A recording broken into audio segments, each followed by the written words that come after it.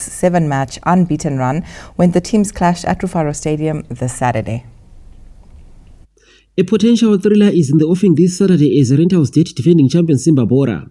The two sides are separated by 9 points, with defending champion Simba Bhora second on the ladder and seeking to keep pace with log leaders Moors.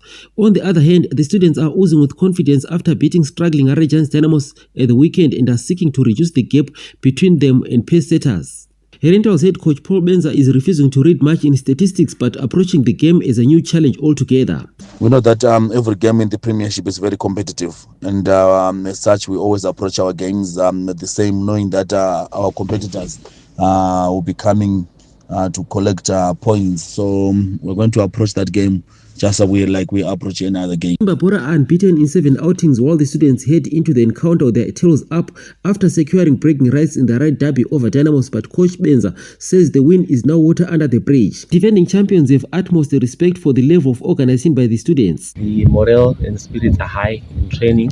We have a clean bill of health, so we're looking forward to having a good outing. Match day 20 action will see Trail 1 playing Dynamos at Ascot, while ZPC Kariba date Manica Diamonds at Nyamonga. FC Platinum entertain Chicken Unit Mandaba as Yada welcome log leaders Moors at the Hart Stadium. Pikita Minerals square off with Kwekwe United at Gibo as Ngezi Platinum Stars have a tricky fix against Scotland at Baobab. On Sunday, Highlanders face Greenfield at Baba Fields as Capes United date Triangle at Rufaro. Mtokozi Stube, ZPC News, Bulawayo. The Zimbabwe Saints legend Nevison Masunda, who died this Wednesday, will be buried at his rural home in Bhora on Saturday.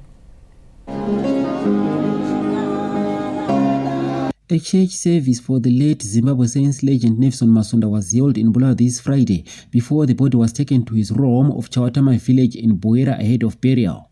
Nicknamed the scorer for his goal-scoring prowess, Masunda was described as a gem of the game by those who watched him donning the blue and white Zimbabwe Saints stripe. A staunch Chauya Chikwata fan Emmanuel Maburutso believes the football fraternity is poorer without the legend.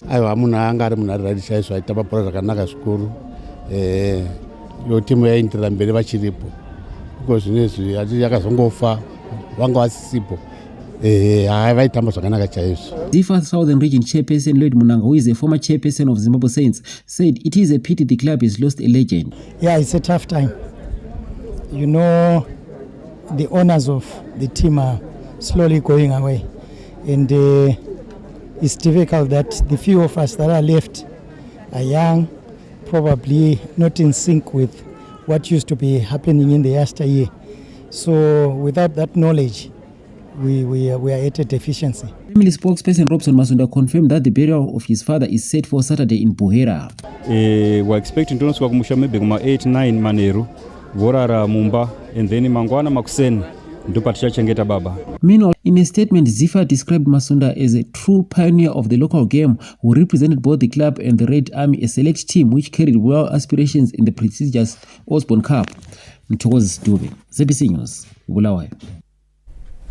With that report bringing us to the end of tonight's bulletin. But before we leave, Tari takes us to.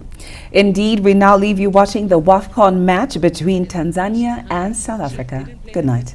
And you can see she was well waiting for it there to say, look at that first touch, and she looks up and just the second touch that lets her down.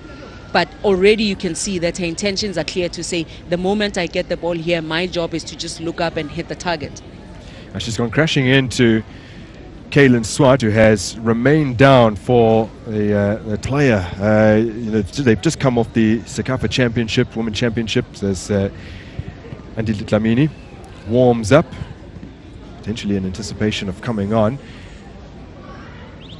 Back to Opa Clement, scored 5 goals, and that was last month as they won a Golden Boot winner. She scored 7 in the previous edition, and she was bitterly disappointed to miss out on the opening game. Coach Bakari Shime has also felt a little aggrieved that those yellow cards were not wiped out after the qualifiers.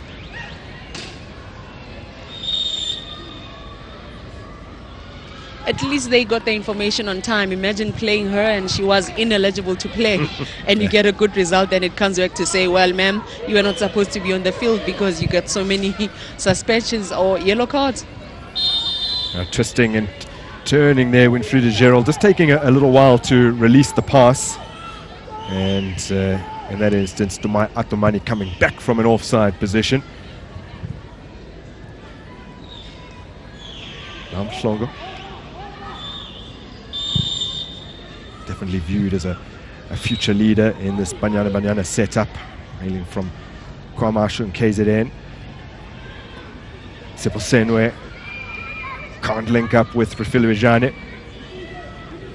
Now turns that responsibility over to Karabo Dlamini. Bane, woman of the match in their opener against Ghana, and also earned her 90th cap.